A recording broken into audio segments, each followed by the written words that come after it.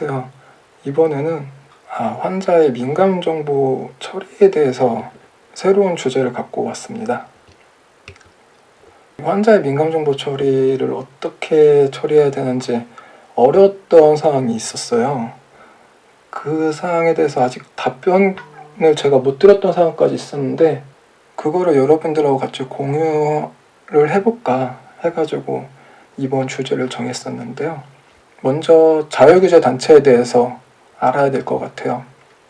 그래서 자율규제 단체를 보면 개인정보보호법 제13조에 따라서 자율규제 단체 촉지 및 지원이 있습니다. 물론 지금은 소관부처가 행안부니까 행안부가 지원을 하는데 8월부터는 소관부처가 개인정보보호위원회죠. 개인정보보호위원회를 바뀌죠. 그래서 이 자율규제 단체 이 촉지는 이 소관부처가 이 아래 사항들을 지원을 해요. 근데 이 소관부처가 위임을 하죠. 한국인터넷진흥원의 키사에. 그러니까 이 사업을 용역을 내죠. 그래서 작년에 제가 근무했던 곳이 이 사업을 용역을 받아가지고 지원을 했던 사업인데요. 작년 2019년도까지 개인정보 자율규제 단체가 총 14개의 단체가 있었어요. 그 중에서는 이제 여러 협회가 있겠지만 병원협회가 있었습니다. 협회 개인정보 교육도 하고 관련된 컨설팅도 하고 지원해주고 어떤 개인정보법에 대한 자문도 하고 그런 업무가 많았었는데 답변을 명확하게 못 들었던 사항이 하나가 있었어요. 그래서 그거를 같이 공유를 해서 여러분들하고 같이 사고력이나 법리 해석을 향상시킬 수 있을 거라 생각해서 이번 주제로 가졌습니다. 당시 사진을 찾아보니까 있더라고요. 그래서 한번 가져와 봤습니다. 참 그때 당시 사진을 보니까 다시 생각이 나네요. 굉장히 장사가 잘 됐어요. 제가 여기 이렇게 앉아 있으면 줄이 쭉 섰죠. 이렇게 쭉 섰어요. 이렇게 장사 엄청 잘 됐습니다. 아무래도 이 병원협회 이제 오시는 회원사 병원들이 A 병원, B 병원, C 병원 있으면 그 병원에 다 정보보호 담당자들이잖아요. 개인정보 담당자들.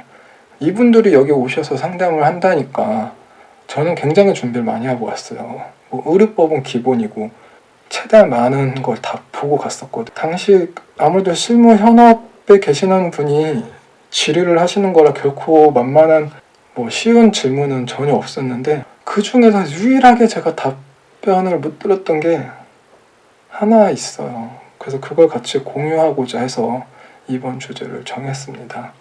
진짜 어려웠던 질문이 있었습니다. 입원 환자한테, 그러니까 우리가 병원 가서 처방전을 받아서 그 처방전을 약국에 가서 받는 약 말고 병실에서 입원했을 때 병실에서 이렇게 2인실이 있을 수도 있고 4인실이 있을 수 있잖아요. 그럼 병원이 입원 환자한테 약을 주잖아요. 간호사분이 오셔서 그럼 그 약에는 환자의 당연히 이름도 있고 그 약 성분도 있고 여러 가지 정보가 있을 수 있잖아요. 이 약봉투는 결국에는 민감 정보잖아요. 처리할 때 어떻게 버려야 하는지 그 사항을 저한테 문을 주셨는데 너무 어려웠어요. 제가 지금까지 수개월 동안 생각해도 종종 이렇게 이 문제를 생각하는데 아직도 명확한 답변을 못 드려요. 못하겠어요. 이거는 너무 어렵더라고요. 기타 의견이 있어야 되는데 어떤 대안 방법을 제가 여러분들은 어떻게 생각하시나 했었는데 여기에 투표 말고 이렇게 당시에 그냥 이 채팅으로 많이 말씀을 해주시더라고요. 약봉투에 민감정보 있으므로 따로 모아서 버려야 한다. 그렇죠. 이것 때문에 저한테 질의를 한 거죠. 환자에게 직접 전달했으면 책임 소지가 없다. 책임 소지가 없지 않죠. 병원에 입원이 있잖아요. 그 개인정보 처리에서 이 처리의 의의를 다시 한번 생각해 보시면 이건 절대 말도 안 되는 소리고 이 밑에 답변이 필요한 상황인 거죠. 당시 이렇게 내용이 이런 내용들이 있었어요. 파쇄기로 파쇄하자. 이 질문이 나올 줄 알았습니다. 저도 처음 제일 먼저 생각했던 게 이거였거든요. 근데 약봉투가 비닐 같은 걸로 코팅되어 있는 거 아시죠? 수분, 습기를 예방하기 위해서 그렇게 그런 약봉투 쓴다고 해요. 그래서 이걸 제가 처음에 말씀을 드렸어요. 파쇄기로 파쇄를 하면 안 될까요? 했더니 파쇄가 안 된다고 해요. 뭐 한두 개는 파쇄가 되겠지만 그러다 뭐 파쇄기도 망가지고 파쇄가 잘 안 된다고 하더라고요.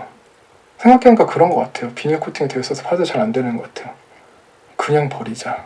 기존에는 지금 현재 대안이죠. 현재는 이렇게 하고 있죠.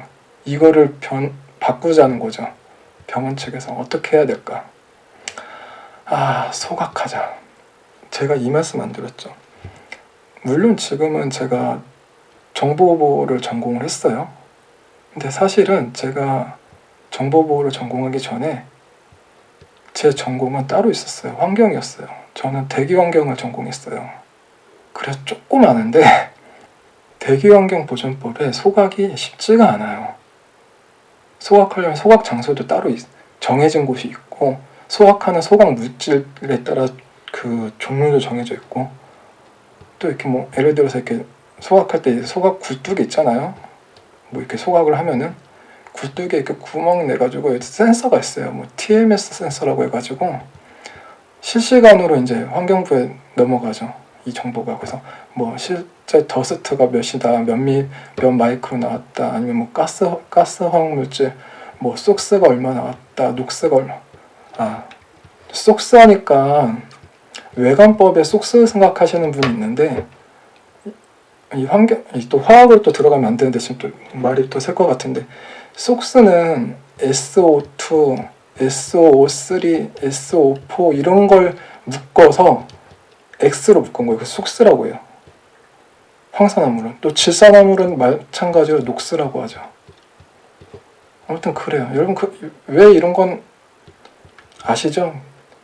지금 우리가 숨 쉬는 이 공기 중에 이 공기 100%가 다 산소가 아닌 거 아시죠? 다 70%가 다 질소산화물이에요. 21%가 산소고. 어쨌든 소각 쉽지가 않죠. 오히려 보안 쪽에서는 뭐 이렇게 아실 거예요. 파괴하는 방법 중에 하나가 뭐 파쇄하거나 소각한다. 근데 다른 법을 보면은 왜 다른 법을 생각을 안 했었을까요? 소각이 절대 다른 법에선 소각의 대안이 될 수가 없습니다. 자, 쓰레기통을 구별하자.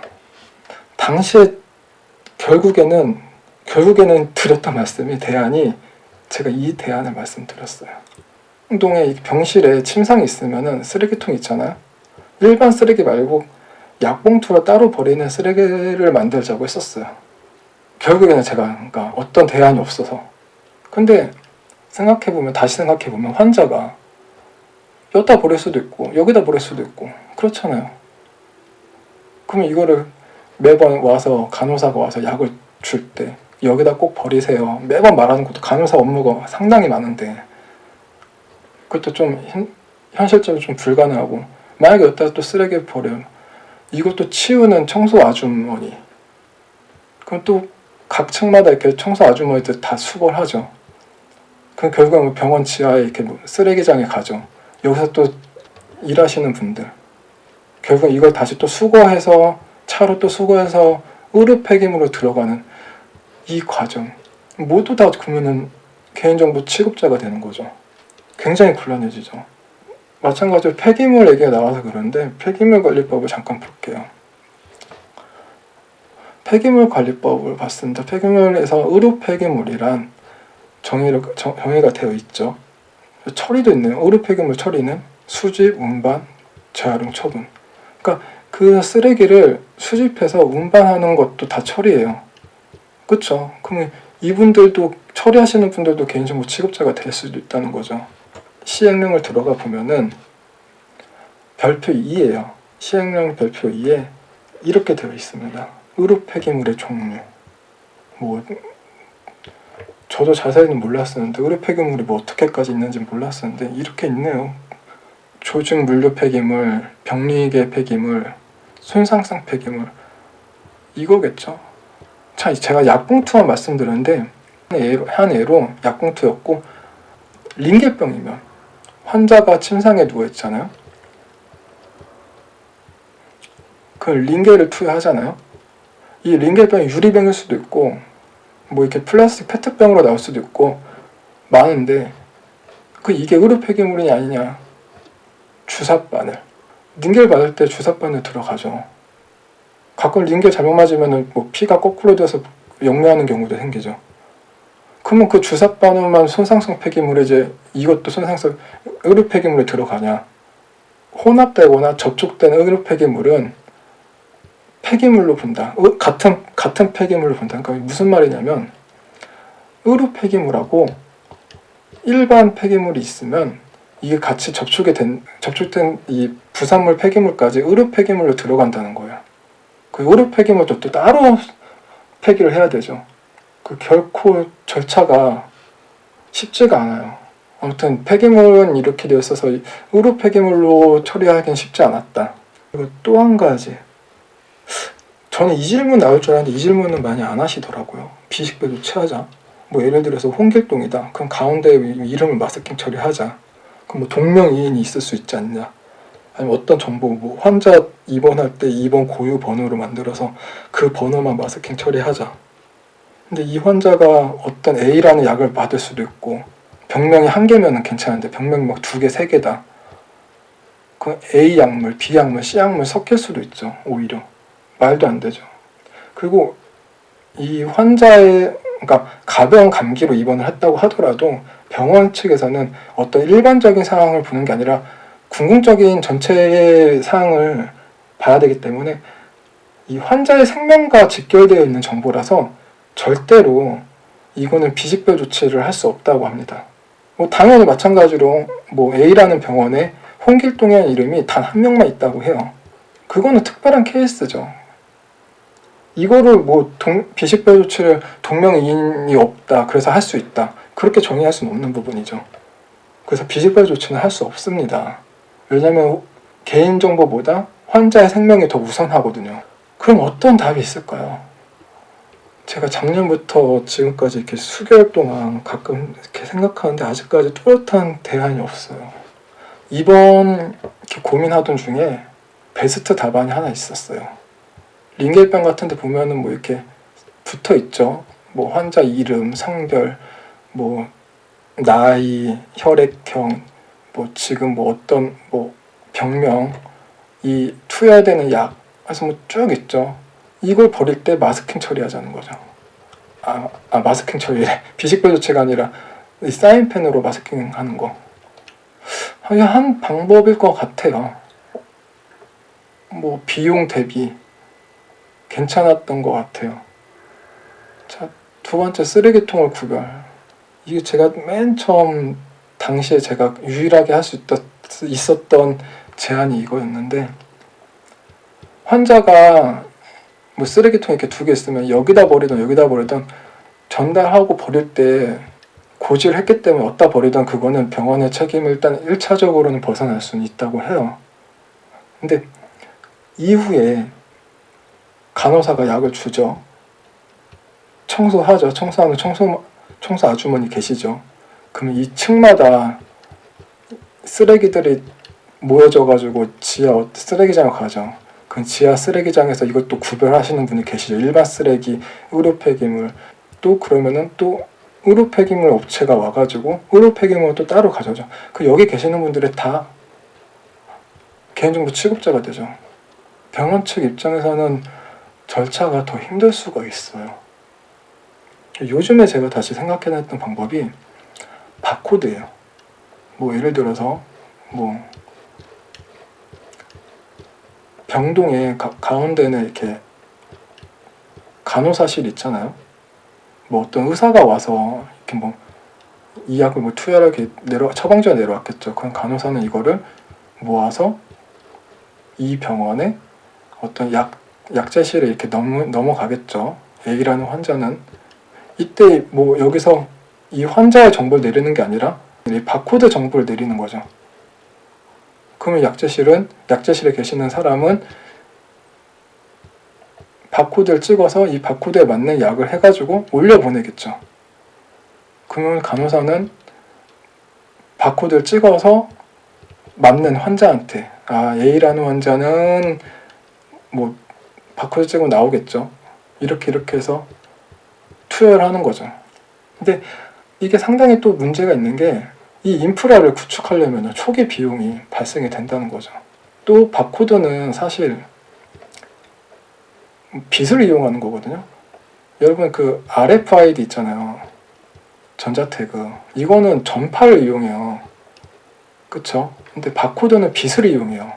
이게 또 문제가 뭐냐면 빛을 이용한다는 것은 만약에 투명한 용기에 약품이 들어있어요. 빛을 받으면 이 약은 또 오염이 될 수가 있거든요. 그래서 또 문제가 생겨요. 그래서 여러분들 뭐 황산이나 약품들은 갈색 유리병이 들어있어요. 붓산이나 그런 것들은 햇빛에 약하다고 해요. 변질이 된다고 해요. 그래서 그렇게 처리하게 되어 있거든요. 빛을 이용하니까 투명 용기가 오염이 될 수 있는 거, 이게 또 문제가 되죠. 이거는 제가 수개월 동안 고민을 해봐도 소관부처에서 제가 질의를 해도 답변도 명확하지가 않고 없어요. 이거는 현재.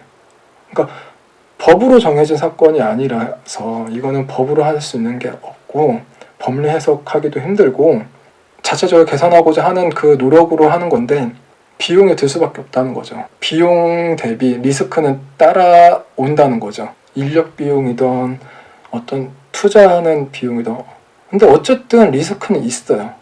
저는 정말 이 일을 종종 지금도 가끔 생각해, 이걸 어떻게 그때 당시 어떻게 답변을 드렸어야지 더 합리적일까. 결코 이렇게 제가 수개월 동안 계속 고민을 했는데도 어떤 뚜렷한 제시할 수 있는 방안이 없었는데, 이번 문제는 어떤 답안을 찾는 것보다 법리 해석이 어차피 불가능한 상황이니까, 그렇다고 뭐 소관부처에서 어떤 가이드를 뚜렷하게 제시해 주는 것도 아니었고, 정말 어려웠던 과제를 이렇게 같이 고민을 해보면서 이번 기회를 통해서 여러분과 같이 이런 방안을 같이 검토해 보면서 여러분들도 어떤 해석할 수 있는 능력이 상향되고, 다른 법률하고 단순히 개인정보법만 보는 게 아니라 의료법도 보고, 뭐 제가 아까 말씀드린 소각을 얘기하니까 대기환경보전법도 보고, 다른 부분하고 계속 상충되는 부분을 같이 한번 접목을 하면서 그 해석하는 요소가 상향이 되고 그러셨을 시간이 되었을 것 같아요. 이번에는 다양한 생각을 해볼 수 있는